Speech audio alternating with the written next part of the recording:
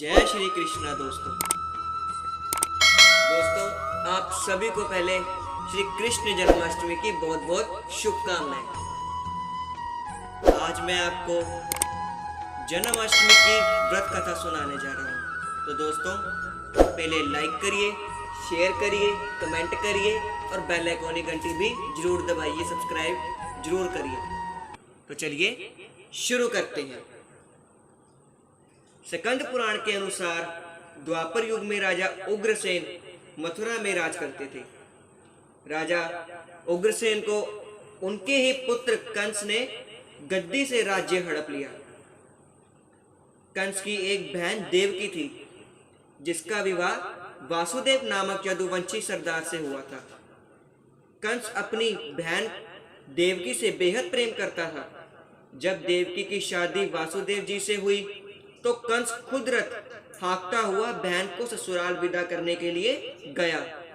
लेकिन जैसे ही कंस ने रथ हाँका, एक आकाशवाणी हुई, हे कंस, जिस देवकी को तू बड़े प्रेम से विदा करने जा रहा है, उसका 8वां पुत्र तेरा ही संहार करेगा। यह सुन कंस बहुत क्रोधित हो उठा और उसने देवकी को मारने का प्रयास किया। कंस ने सोचा, अगर मैं इसे ही मार दूं तो इसका पुत्र ही नहीं होगा और ना ही मेरा नाश होगा। कंस को ऐसा करते देख यदुवंशी क्रोधित हो उठे और भयंकर युद्ध की स्थिति पैदा हो गई। हालांकि वासुदेव युद्ध नहीं चाहते थे। वासुदेव ने कंस से कहा कि तुम्हें देवकी से डरने की कोई जरूरत नहीं। समय आने पर मैं तुम्हें खुद देवकी के 8वीं संतान सौंप दूंगा। उनके समझाने पर कंस का गुस्सा शांत हो गया। कंस जानता था कि वासुदेव झूठ नहीं बोलते थे।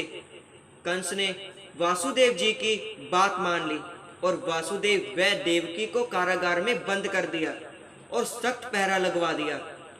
समय आने पर कंस ने एक एक कर देवकी की 7 संतानें मार दी। जब 8वें संतान का समय आया तो कंस ने पहरा कड़ा कर दिया। भाद्रपद माह के कृष्ण पक्ष की अष्टमी को रोहिणी नक्षत्र में श्री कृष्ण का जन्म हुआ। जिस समय वासुदेव देवकी को पुत्र पैदा हुआ, उसी समय संयोग से यशोदा के गर्भ से एक कन्या का जन्म हुआ, जो और कुछ नहीं सिर्फ माया थी। बालक का जन्म होते ही वहां अचानक प्रकाश हुआ और सामने भगवान विष्णु प्रकट हुए। उन्होंने वासुदेव से कहा कि मैं ही बालक रूप में तुम्हारे संतान के रूप में जन्मा हूँ। तुम मुझे अभी इसी समय अपने मित्र नंद जी के घर वृंदावन में छोड़ाओ और उनके यहाँ जो कन्या जन्मी है उसे लाकर कंस को दे दो। यह आदेश सुनकर वासुदेव नवजात शिशु को टोकरी में रखकर कारागृह से निकल पड़े और अथाह यमुना के पार कर नंद जी के घर पहुंचे। रास्ते में हो रहे चमत्कारों को देखकर वह बेहद दंग थे।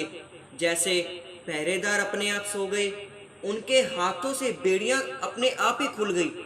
उफनती हुई यमुना नदी भी उनके लिए रास्ता दे रही थी। यमुना नदी को पार कर वासुदेव ने नवजात शिशु को यशोदा के साथ सुला दिया और कन्या को लेकर मथुरा आ गए। जब कंस को सूचना मिली कि वासुदेव देवकी को बच्चा पैदा हुआ है, तो उसने बंदी गृह में जाकर देवकी के हाथ से नवजात कन्या को छीनकर पृथ्वी पर पटक देना चाहा, परंतु वह कन्या आकाश में उड़ गई और बोली, अरे मूर्ख, मुझे मारने से क्या होगा? तुझे मारने वाला तो वृंदावन में जा पहुंचा है। वह जल्द ही तुझे तेरे पापों का दंड देगा।